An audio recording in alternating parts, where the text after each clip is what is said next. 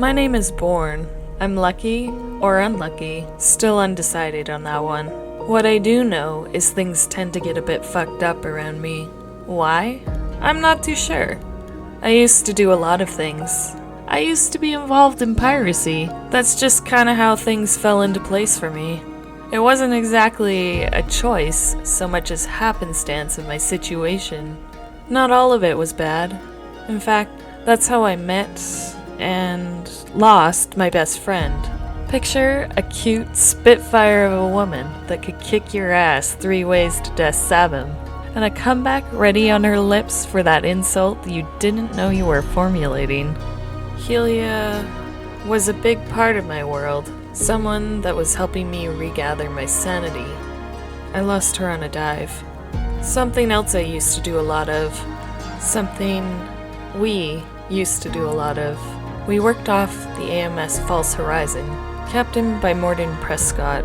Helia led the dive team. As vault divers, we were charged with retrieval on things lost in the vault. It's the lowest part of the Atmos, a thick cloud layer or fog. Creatures of all sorts live there, some more lethal and deadly than others. If a ship's sails or helium balloons fail, they end up there. If a ship's hull is busted apart, it ends up there.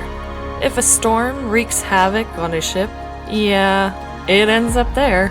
Vault divers get sent down to collect the wreckage or retrieve a particular valuable item. Sometimes it's a walk in the park, sometimes it's a stroll through hell. More often than not, it's an escape from the real world. It's easy to forget your troubles and worries in a place that feels frozen in time. However, it has some consequences on a person.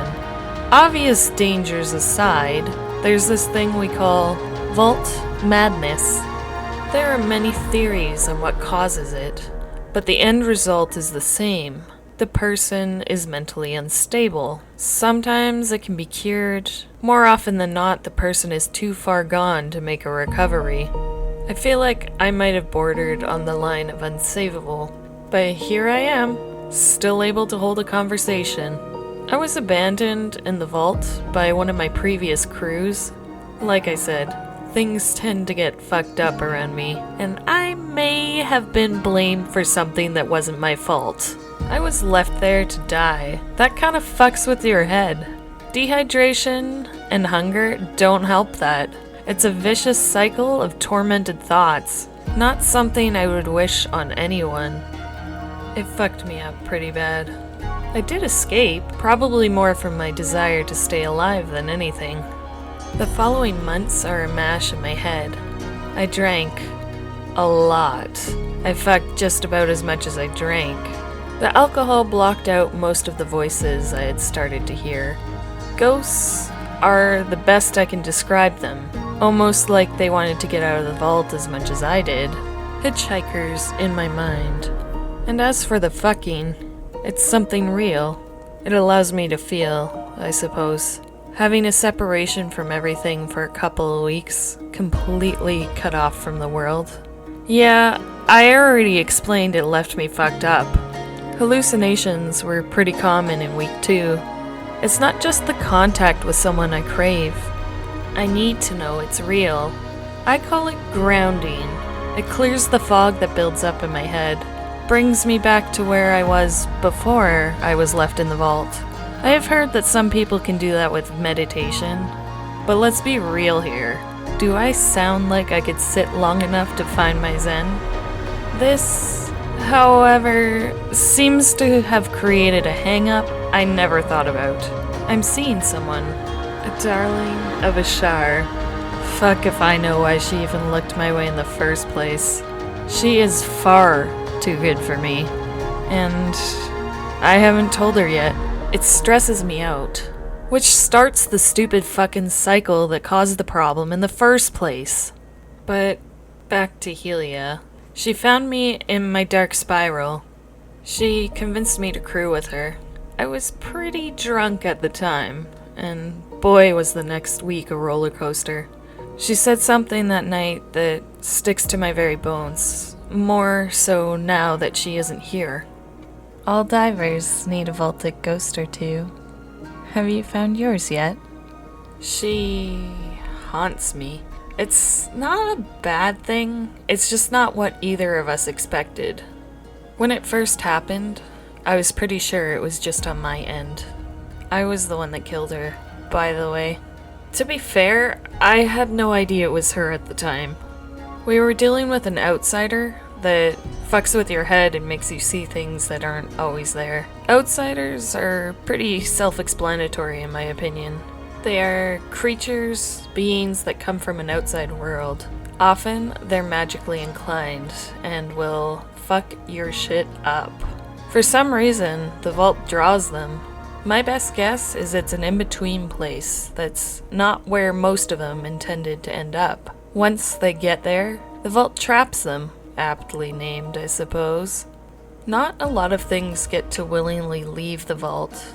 It was my second time leaving the vault in circumstances that I probably shouldn't have.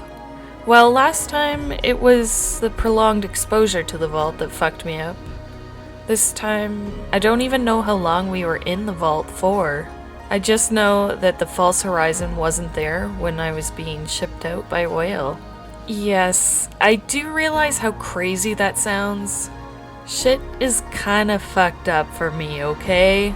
I made a deal with that outsider in hopes to somehow survive it and get Helia's body back. In the end, it worked out. I mean, I'm still alive for now.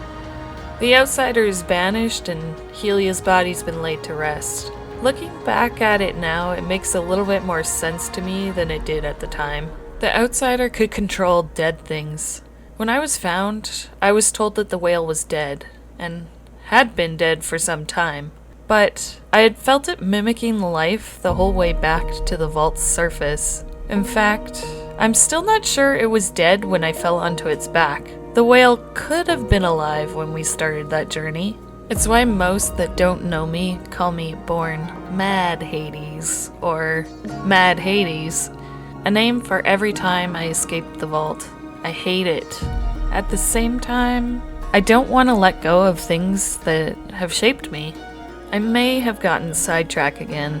I heard Helia's voice well after I made it out of the vault, most of which I think was my own doing, but some of the things said were not things I would imagine. It's hard to explain. They seemed more soothed when I came to accept that I killed Helia.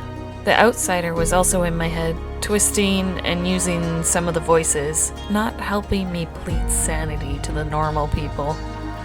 When I finally tracked Helia's body down, I also had a moment. Once more, a part of me doubts the encounter. The other part enforces that it was her.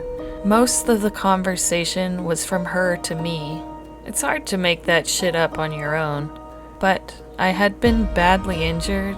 I was feverish before losing the battle and completely caving to the darkness. I assume there were probably drugs given to me as well. Things that make me doubt that dream. My heart says otherwise, and it's better for my mind to think it was real.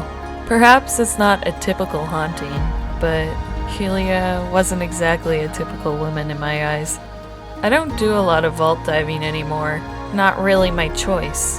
The crew I was hired on with tends to do more typical, ordinary jobs. That's part of the reason why I joined up with them. I figured maybe if it was karma fucking with me, maybe piracy wasn't the right choice. If I put good out there, I'm supposed to get good back, right?